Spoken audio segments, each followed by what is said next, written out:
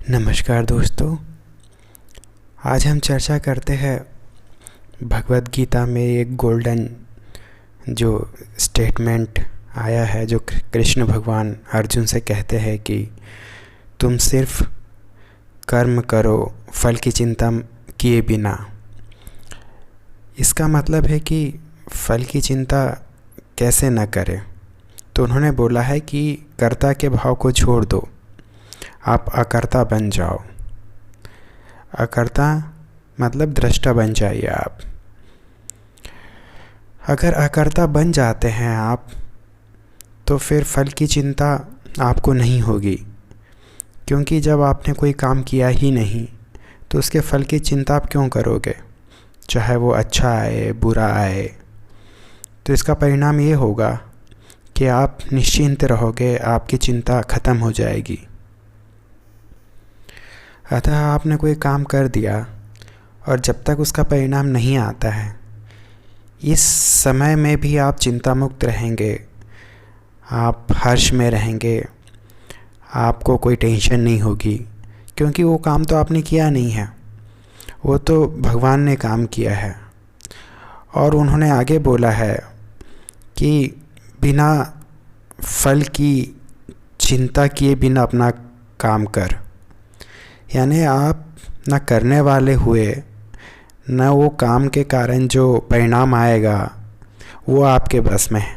दोनों चीज़ आपसे ले ली उन्होंने। इसका मतलब ये है कि परिणाम कुछ भी आए वो आपका नहीं है। परिणाम जो है वो भगवान का, प्रभु का है और उनकी मर्ज़ी से आया है। उसमें आपकी मर्ज़ी या फिर आपका कोई कर्म उसके अनुसार नहीं आया वो। इसमें एक भक्त की बहुत ही सुंदर स्थिति को दर्शाया गया है कि भक्त अपने सारे काम प्रभु पे छोड़ देते हैं। छोड़ देते इसका मतलब ये नहीं है, कदापि ये नहीं है कि वो अपना काम नहीं करते।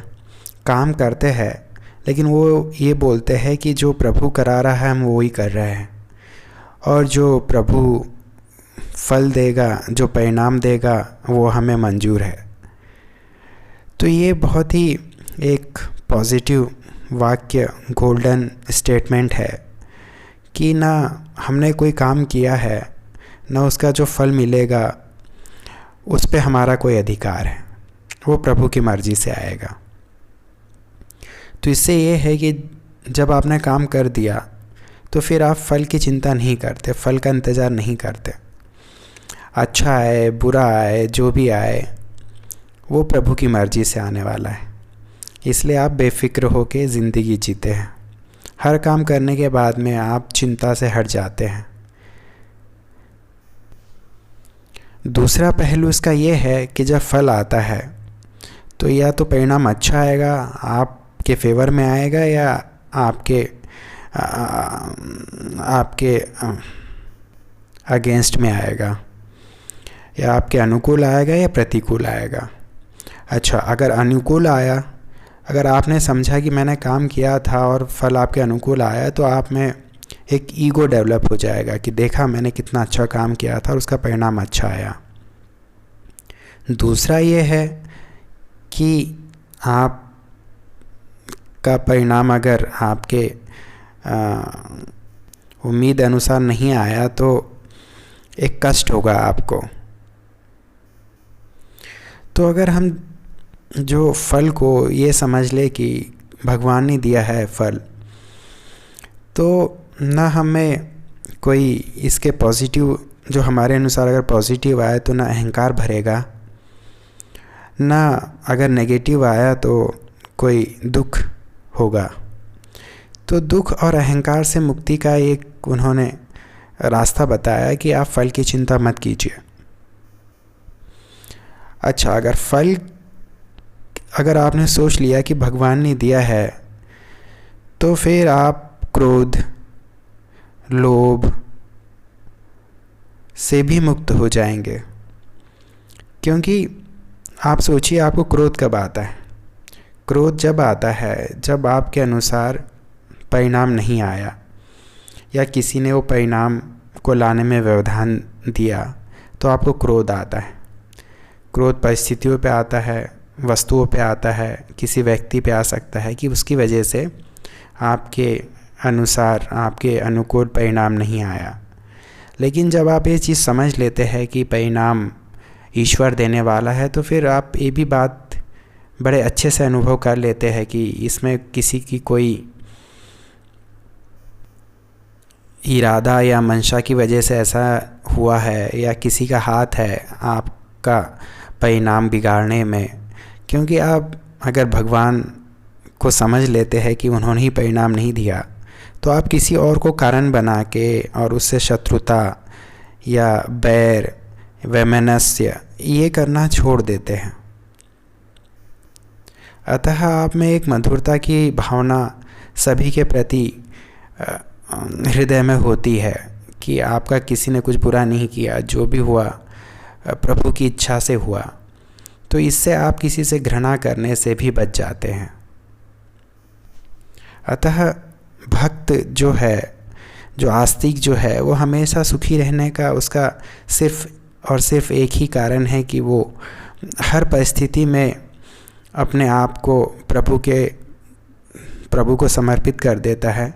उसके परिणाम चाहे अच्छे आए तो वो सोचता है प्रभु ने किया, मेरा कुछ नहीं है, तो उसका अहंकार ख़त्म होता है।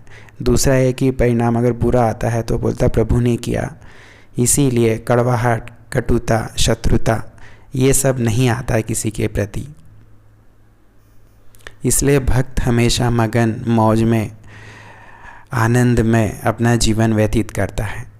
कारण यही है कि उसकी मनोदशा ऐसी हो जाती है कि उसको सुख मिले, दुख मिले, वो सोचता है कि भगवान की इच्छा है, तो वो उसको सहर्ष स्वीकार कर लेता है। अतः भक्त का जीवन हमेशा ही उल्लासपूर्ण और संतोषप्रद होता है। अतः अगर आपको अपनी ज़िंदगी में हमेशा खुश, हमेशा प्रसन्नचित्त, हमेशा उल्लास में रहना है, तो एक चीज़ जो हमेशा से ही हमारे संस्कृति में कहा गया है कि ईश्वर की मर्जी के बिना पत्ता भी नहीं हिलता, तो ये बहुत ही सार्थक इसी को कृष्ण भगवान ने बोला है कि सुख दुख देने वाला मैं ही हूँ, हर फल को निश्चित करने वाला मैं ही हूँ, और इंसान के हाथ में कुछ भी नहीं है। इससे आप सारे भय, तनाव से मुक्त होके एक ज़िंदगी जी सकते हैं। इसमें हमको किसी बात की चिंता लेने की ज़रूरत नहीं है। बस सारा सब कुछ कर्म कीजिए और फल प्रभु पे छोड़ के निश्चिंत आप ज़िंदगी जी सकते हैं। जो 4 दोष, जो नर्क के 4 द्वार या दोष बताए गए हैं, काम, क्रोध, मद और लोभ, ये चारों से मुक्ति एक ही ये वाक्य से हो जाती है। कृष्ण भगवान के जो गीता में बताया गया है, इसी वाक्य से ये चारों से मुक्ति हम पा सकते हैं। जैसे अहंकार जो हमने देख लिया कि हमने कुछ भी नहीं किया, तो अहंकार कैसा, मैं अगर कुछ भी नहीं हूँ, मेरे किए कुछ भी नहीं हो रहा है, तो अहंकार बिल्कुल जड़ से ख़त्म हो जाता है। दूसरा क्रोध हमको तब आता है जब हमारे अनुसार फल नहीं आता, या उसमें कोई फल आने में हम सोचते हैं कि किसी ने उसमें व्यवधान किया है। लेकिन जब हम ये सोच लेते हैं कि इसमें कोई कुछ नहीं कर सकता, भगवान की इच्छा थी, भगवान का फैसला था, तो क्रोध करने का कोई कारण नहीं बचता, या हम क्रोध किस पे करें वो भी कारण नहीं बचता। तीसरा, भय की समाप्ति इसलिए हो जाती है कि ईश्वर की ही मर्जी है, तो फिर भय करके क्या होगा, या ईश्वर ने जो कुछ किया है हमारी भलाई के लिए ही किया है, तो उसमें भय क्यों। इसलिए भय से भी मुक्ति हो जाती है। हमको किसी परिणाम का भय नहीं होता, हम निर्भय होकर सारे काम करते हैं और अपनी ज़िंदगी जीते हैं। और कामना या काम का भी विनाश हो जाता है, क्योंकि हम काम रहित हो जाते हैं। हम किसी भी चीज़ की कामना नहीं करते, क्योंकि हमें ये स्पष्ट हो जाता है कि जो कुछ मिलना है वो मिलेगा। भगवान ने जो डिसाइड करके रखा होगा वो हमारे लिए वो ही मिलेगा, उससे ज़्यादा नहीं मिल सकता, ना उससे कम मिल सकता है। तो इसलिए हमारी सारी कामनाएं ख़त्म हो जाती है, हमारी सारी भविष्य की कल्पनाएं ख़त्म हो जाती है। इसलिए हमें काम से भी मुक्ति मिल जाती है। और सबसे बड़ा है लोभ। लोभ से भी हमें वैसे ही मुक्ति मिलती है, क्योंकि लोभ का मतलब आप ये समझ लीजिए कि मुझे ये भी चाहिए, ये भी चाहिए, ये भी चाहिए, ये भी मिलना है, वो भी मिलना है, वो मैं पा लूँगा। तो ये लोभ भी, क्योंकि जब हम ये समझ जाते हैं कि सारी चीज़ें भगवान की मर्ज़ी से ही मिलेगी, हमारे चाहने से कुछ भी नहीं होता, तो लोभ भी उसी वक्त ख़त्म हो जाता है। अतः श्रीमद् भागवत गीता को जो सर्वश्रेष्ठ बनाते हैं वो यही वचन है, जिसकी वजह से आदमी की पूरी ज़िंदगी परिवर्तित हो सकती है अगर हम इसका ठीक से चिंतन मनन करें तो। एक और महावाक्य जो हमारे पुराणों में, ग्रंथों में लिखा हुआ है, जो हमारी संस्कृति में प्रचलित है कि भाग्य में जो ईश्वर ने लिखा है वही मिलेगा, या भाग्य में जो लिखा है वही मिलेगा, या ईश्वर ने जो डिसाइड किया है वही मिलेगा। इस महावाक्य से हमारी सारा संघर्ष ख़त्म हो जाता है। हमारी ज़िंदगी क्यों परेशानियों से भरी है, इसका एकमात्र कारण यही है कि हम संघर्ष करना चाहते हैं, हम संघर्ष कर रहे हैं, हम हर चीज़ को संघर्ष करके पाना चाहते हैं, हम दूसरे को हरा के पाना चाहते हैं। हमारे में ये धारणा है कि हम कुछ पा लेंगे, हम कुछ करेंगे तो ये चीज़ हमको मिल जाएगी, इसलिए हम अंधे होके चीज़ों के पीछे भागने लगते हैं। सारा जीवन भागते भागते संघर्ष करते करते ही बीत जाता है। तो जब हम इस वाक्य को समझ जाते हैं कि जो भाग्य में लिखा है वो ही मिलेगा, तो हम इस संघर्ष से मुक्त हो जाते हैं और एक विश्राम की मानसिक स्थिति से हम अपना जीवन व्यतीत करते हैं। विश्राम से मेरा ये मतलब बिल्कुल नहीं है कि हमें कुछ नहीं करना चाहिए या हम निष्क्रिय होकर बैठ जाए। कर्म तो इंसान का धर्म ही है, लेकिन कर्म से फल के लिए अंधाधुंध होकर भागना ये गलत है। जब हम सारी चीज़ें ईश्वर पे छोड़ देते हैं कि फल की सारी व्यवस्था ही ईश्वर करने वाले हैं, तो हमारा जीवन अत्यंत ही सरल और प्रेम भावना से भर जाता है और दूसरों के प्रति भी प्रेम भावना से ही हम देखने लगते हैं। दुश्मन को हम दुश्मन इसलिए मानते हैं क्योंकि हमें ऐसा लगता है कि उसने हमारे साथ बुरा किया, लेकिन जब हम इस बात को मान लेते हैं कि ईश्वर की ही मर्जी थी, उस इंसान की कोई उसमें उस इंसान की वजह से कुछ भी नहीं हुआ, वो तो सिर्फ एक निमित्त मात्र था, तो हमें उस इंसान से भी शत्रुता ख़त्म हो जाती है। हमारे मन में उसके लिए भी जो बैर भावना है वो भी तत्काल ही ख़त्म हो जाती है। अगर हम ये मान ले कि जो कुछ हुआ हमारे भाग्य में ही लिखा था या अपने पुराने जन्म का ही भोग था, तो तत्काल ही उस इंसान के लिए जो आपको लगता है कि जिसकी वजह से आपको दुख मिला, उसके प्रति आपकी शत्रुता की भावना ख़त्म हो जाती है और आपकी जीवन सादगी से, सरलता से बीतने लगता है। इसलिए श्रीमद् भगवत गीता में कृष्ण भगवान ने कहा है कि मुझे भक्त या भक्ति मार्ग सबसे प्रिय है, सबसे श्रेष्ठ है, क्योंकि भक्ति में हम ईश्वर को सब कुछ अपना समर्पित कर देते हैं कि उसने जो दिया वो भी सबसे अच्छा है, जो नहीं दिया वो भी ठीक है।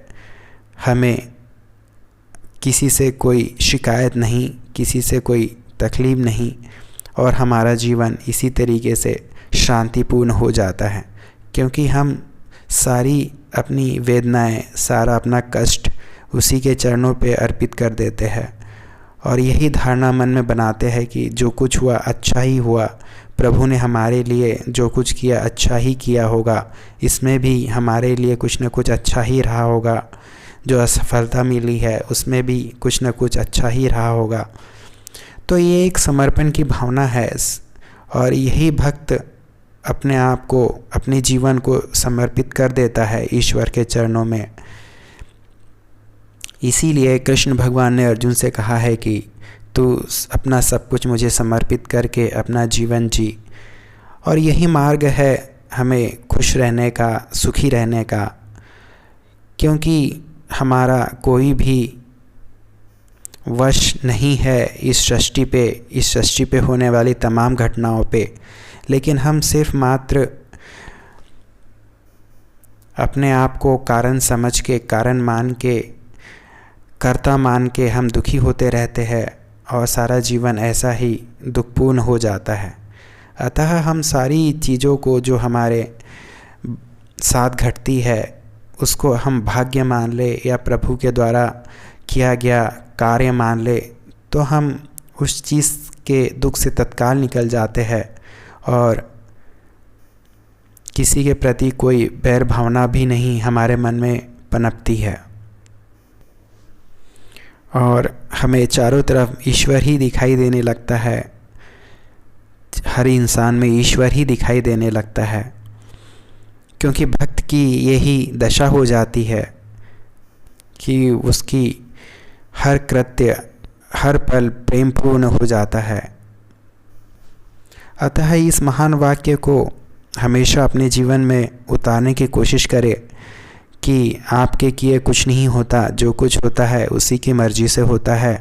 तो आप पाएंगे तत्काल ही कि आपका जीवन संघर्ष से हट गया, प्रेमपूर्ण और आनंदपूर्ण हो गया। अब आपका कोई शत्रु नहीं, आपको कोई दुख देने वाला नहीं, क्योंकि जो भी हुआ है ईश्वर की मर्जी से ही हुआ है और उसने कुछ न कुछ अच्छा आपके बारे में सोच के ही किया होगा। इस विश्वास के साथ अपना जीवन जिए और अपने आप को खुश रखे, आशीर्वाद समझ के ले ज़िंदगी को ईश्वर का। अतः मेरी बातों को सुनने के लिए आपको तहे दिल से शुक्रिया और आपका आभार व्यक्त करता हूँ। ओम शांति।